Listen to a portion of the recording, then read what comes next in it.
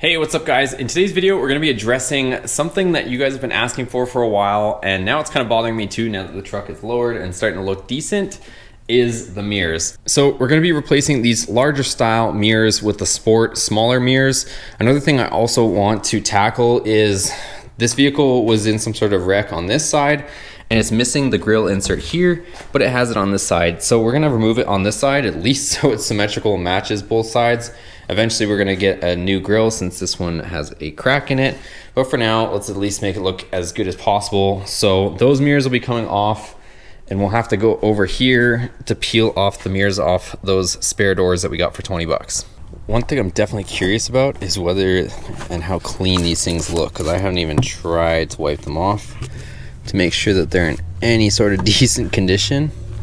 So let's just take a quick look before we go through all the hassle. That doesn't look too bad. Doesn't look too bad at all. I think we can live with that. There's a couple scratch marks in it, or just like other car paint on it, but I think we can clean them up. And the mirrors, I don't think there's any issue with the mirrors. Okay, there's one out of two. Let's try this one.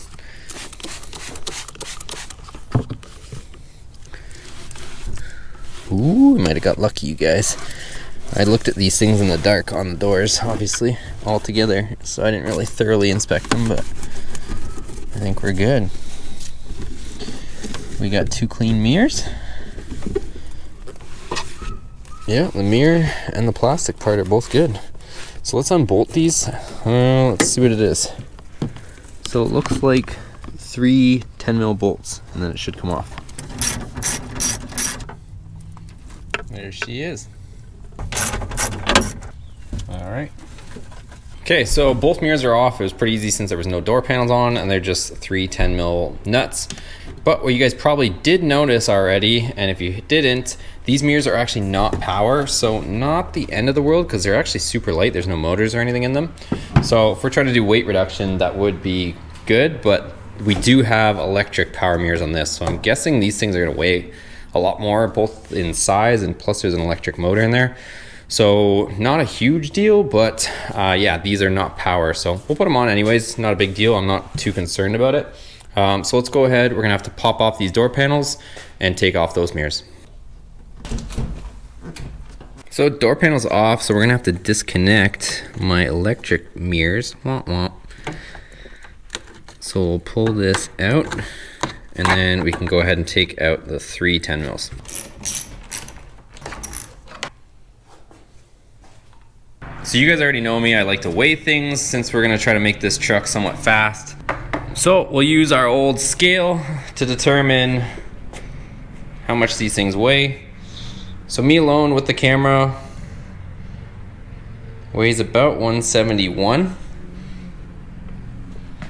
Me with the big fat mirror, almost 174 and a half. Me with the little mirror, so 172.6.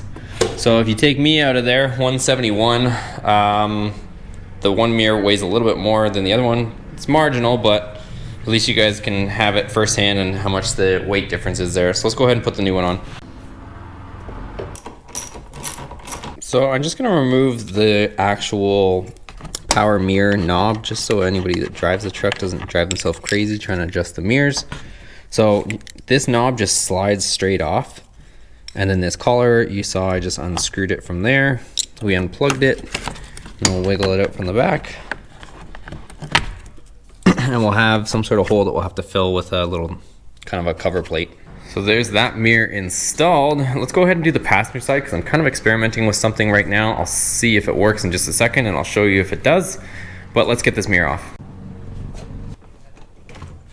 So same deal, we'll unplug the electric mirror, squeeze the little clip, unplug it, and then we can go ahead and take out our 3 10mm bolts right there.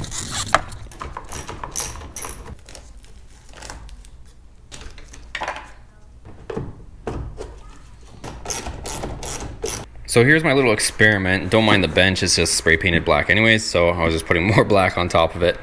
But these are those locks that go up and down, and mine are super sun faded and baked at the top. So I was gonna try just spray painting them with matte black, but it doesn't seem to be sticking too well. So I'm just gonna give them a coat of plasti instead.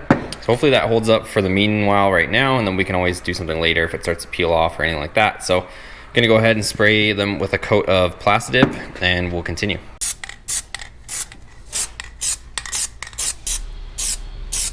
So while these are drying with the plasti, I just started to figure out how to take this off as well.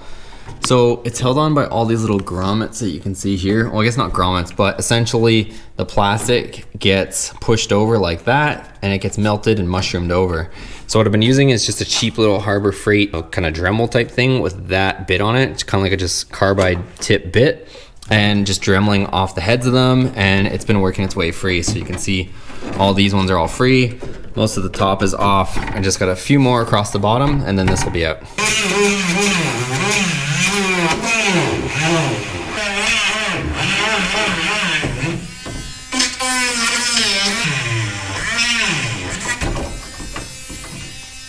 All right, so that side of the grill is removed and I didn't damage it. So if I ever wanted to reinstall it for some reason, or somebody needs one of these, you could definitely reuse it. You could also probably just put a bit of glue on each of the tabs, slide it back over, and you could put this back on. So the only problem is with ours, everything on this side is all snapped off, and a couple of the actual clips, like right there, are busted off the actual grill. So probably just gonna end up getting a new hood and grill at some point, but that time is not now, so we're gonna make it match. That already looks way better, all symmetrical. So it's not a bad look, honestly. It looks pretty decent. So let's go ahead and install these little door lock striker things, and then we can put our door panels back on.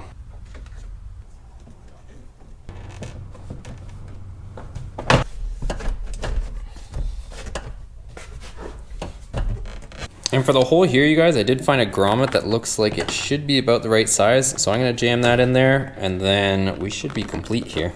So here's what those plasti strikers look like. They actually don't look out of place, because when you consider that these pieces are black here and these are kind of that gray color, this really doesn't look out of place. So if for some reason you guys have the same sunburnt strikers, I would go plasti. It looks factory and both of them look good. So both door panels are on.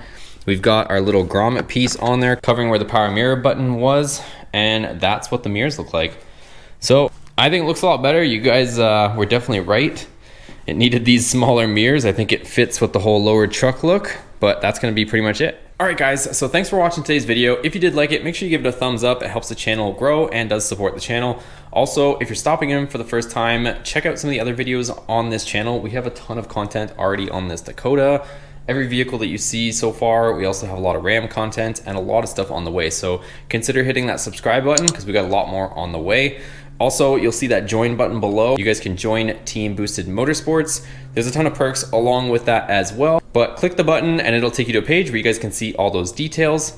Also, you'll see below all the Teespring stuff, so you guys can check out all the Boosted Motorsports merch. And we have a PO box if you guys want to send cool stuff. We'll put it on Boosted Motorsports and we'll feature it as well.